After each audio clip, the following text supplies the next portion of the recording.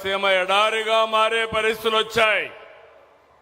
ఈరోజు గర్వంగా చెప్పగలుగుతున్నాను, సాగునీటి ప్రాజెక్టులను పూర్తి చేసి రాయలసీమను కాపాడాలనే ఆలోచన వచ్చిన ఏకైక వ్యక్తి నందమూరి తారక రామారావు గారు.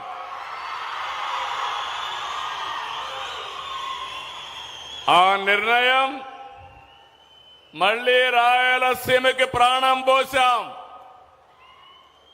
ఇప్పుడు గోల్డ్ మైనింగ్ పూర్వ వైభవానికి ప్రారంభం. నేను అడుగుతున్నా మిమ్మల్ని అందరినీ, జొన్నగిరి పేరే పెట్టుకుందామా? మళ్లీ పాత పేరు స్వర్ణగిరి పేరు పెట్టుకుందామా తమ్ముళ్ళు అని మిమ్మల్ని అడుగుతున్నా. నాకు అప్పుడప్పుడు దూరదృష్టితో కొన్ని ఆలోచిస్తాం. దాన్నే ఓసారి ఇంట్యూషన్ అంటారు. ఈరోజు ప్రధానమంత్రి గారు వికసిత్ భారత్ 2047 అంటే 2047కి భారతదేశాన్ని అభివృద్ధి చెందిన దేశంగా తయారు చేయాలని ప్రధానమంత్రి గారి కల, అది వారి ప్రణాళిక.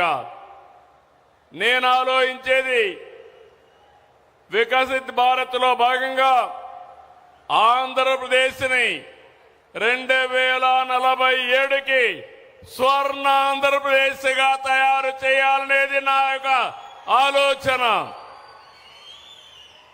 దానికి ప్రారంభం నిన్నటి వరకు జొన్నగిరి, ఈ రోజటి నుంచి స్వర్ణగిరి అని మరొక్కసారి మీ అందరికీ తెలియజేస్తున్నా. ఈరోజు ఇక్కడుండే మీరందరూ చెప్పాలి, స్వర్ణగిరిగా నామకరణం చేసుకుందామంటే గట్టిగా మీరందరూ చప్పట్లు కొట్టి చెప్పండి, ఇది స్వర్ణగిరిగా చేసుకుందాం. నేను ఇప్పుడే అడిగాను, నేనేదో చెప్పేసి వెళ్లిపోవడం కాదు. ఇక్కడ ఒక 8,000 మంది జనాభా ఉన్నారు. ఇక్కడ గోల్డ్ మైన్ వచ్చింది.